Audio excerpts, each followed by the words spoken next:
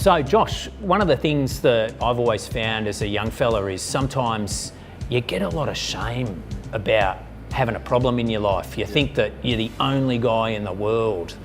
Have you ever felt like that? One time I was about 13, I was having a bit of a problem at school. I needed to go see the doctor about, and in my mind I didn't dare tell my mum or my dad because I found it really embarrassing, so I kept it to myself and skipped school in the morning and walked to the doctors and then caught a bus to school after, and my mum never knew, and then everything turned out to be okay, so I decided to just tell my mum, I went to doctors for this. I was really worried about it, and as soon as I spoke to my mum and she said, why don't you just tell me, like the reassurance and the relief that I felt was overwhelming, and really opened my eyes into how easy it was to talk to my mum after that.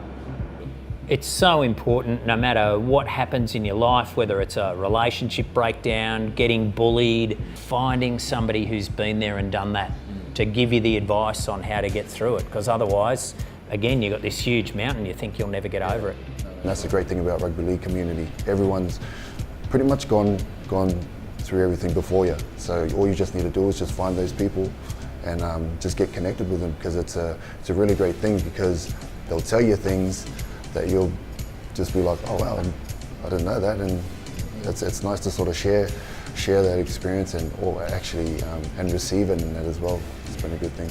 Do you think any worse of one of your teammates who might come up and go, hey Jared, I'm struggling with something? To be honest, you'd think more of them, because everyone's been in that situation where you feel like you don't want to talk to people, but you feel 1,000 times better once you do talk, and it's a hard thing to do, but it makes a world of difference. What would you say to a young fella who's being bullied at the moment and feels himself to be alone? Just talk to anybody that you can. Talk to a friend that you're with at school, and then they might get someone to speak on your behalf, or ask a teacher or your mum and dad, because it could be through anywhere. It might not be at school, it could be on social media, and if that's the case, then maybe just turn off your phone and give it to your mum and dad and tell them what's happening. They're all great things. That's why it's really important to get connected with someone that's actually gone through it, because they can guide you along, and they can really put you in pretty good headspace on how you can approach certain things and how you can manage. What advice would you give a 15-year-old version of yourself? Tell myself not to be so anxious about the future, and looking back now, it's such a carefree age where you should just be happy at what you're doing. None of it really matters. You don't look back and remember what jacket you was wearing to school. You remember all the fun times you had with your friends and the things that you did and the laughs that you had. So just enjoy having fun with your friends and just looking forward to your future, because you've got so much ahead of you.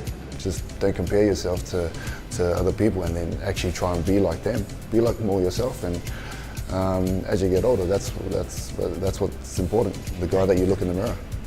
Sia, you've taught us that it's not weak to speak.